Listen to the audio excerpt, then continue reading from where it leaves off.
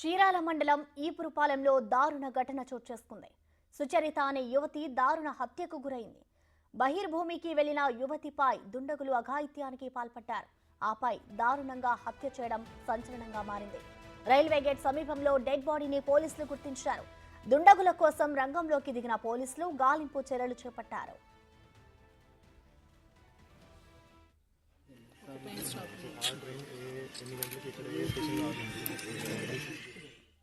ఈ ఘటనపై CM Chandrababu serious అయ్యారు. బాధిత కుటుంబాన్ని పరామర్శించి ప్రభుత్వం పరంగా అండగా ఉండేలా చర్యలు తీసుకోవాలని హోంమంత్రి వంగలపూడి అనితను ఆదేశించారు.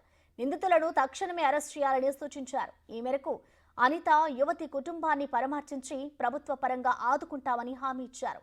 నిందితులను వెంటనే పట్టుకొని అరెస్టు చేయాలని పోలీసులను ఆదేశించారు.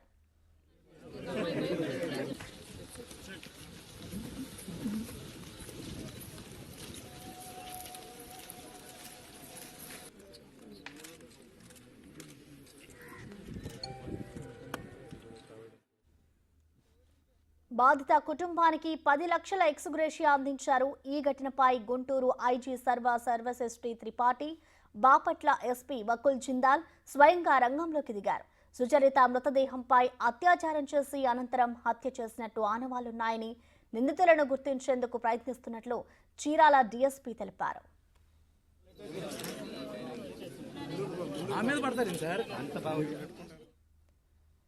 ఇక ఈ ఘటనకు సంబంధించిన కంప్లీట్ డీటెయిల్స్ మా ప్రతినిధి జయరాం లైవ్ ద్వారా అందిస్తారు. Jayaram, over to you. నిన్న బాపట్ల జిల్లా ఈపురపాలెంలో దారుణం జరిగింది. ఈపురపాలెంలో సుచరిత అనే యువతి నిన్న ఉదయం 5 గంటల సమయంలో ఇటు బహిర్భూమికి అయితే వెళ్ళింది.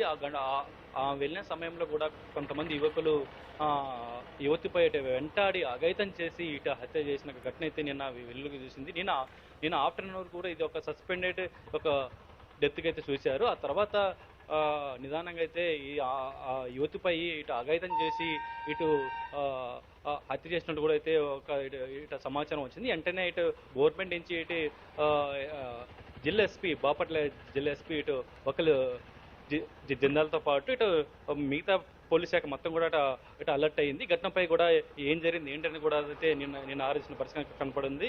వెంటనే ఈ ఘటన ఇటు అసెంబ్లీ జరుగుతుండగా సీఎం ఇటు చంద్రబాబు నాయుడు వెంటనే ఇటు హోంమంత్రి ఇటు అనితకు అయితే వెంటనే సమాచారం ఇచ్చామని నిన్న ఇటు స్పాట్ కలని చెప్పారు. నిన్న ఇటు హోంమంత్రి అనిత కూడా నిన్న ఇటు ఈపురపాలెం వచ్చింది. నేను వచ్చినట్టు ఇటు హోంమంత్రి ఈ ఘటన ఎలా జరిగింది ఏంటని కూడా ఇటు